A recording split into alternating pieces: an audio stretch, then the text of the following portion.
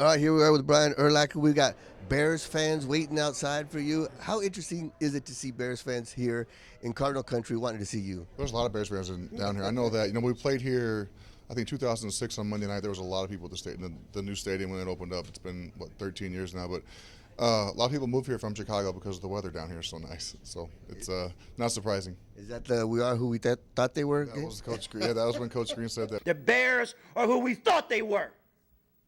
And that's why we took the damn field. Now, if you want to crown them, then crown their ass. But they are who we thought they were.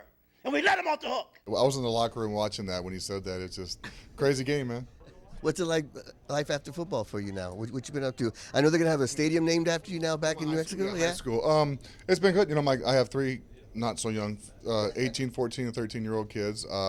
And living out here, everything, golf, mountain biking, all kinds of stuff to do outside. So I've just been enjoying myself and trying to keep up with my kids. I know I'm aging myself, but we were talking about this off camera. I remember watching you play at New Mexico with Danny Gonzalez, who's now here at ASU.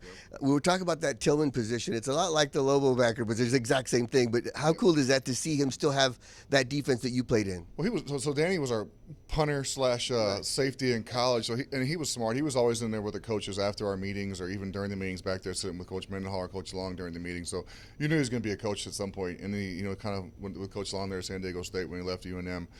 Just a good coach. He's done well here at ASU. They're fun. I went to a game last year and watched him play. It's just nice to see guys from where I grew up doing well. What are your thoughts on ASU bringing in a lot of NFL guys? Antonio Pierce, Herm Edwards, Marvin Lewis. Kevin Mawai. Yeah, just great stuff. If I was a parent and they were recruiting my son, that's where my kid would go to school. It's easy when you got those type of people running your program. The coaches he's brought in, just good people. Kevin Mawai is going to the Hall of Fame this year. He's on that staff, and then Coach Edwards and Coach Lewis are great coaches as well. Yeah, how valuable can that be for a young college kid to look over and say, that's Antonio Pierce, won a Super Bowl, that's Herm Edwards? Well, just the type of men they are. More importantly, all the accolades, whatever. But they're good men. Coach, you're not going to find a better man as a head coach than Coach Edwards. Same with Coach Lewis. I've known those guys for a long time, and they're good people. They're good men, and they're molding those young men. Those are the type of guys you want.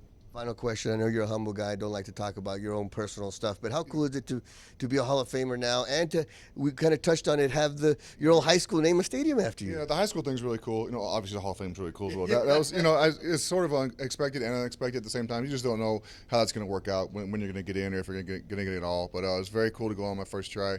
Great group of men I went in with. We had a really good class.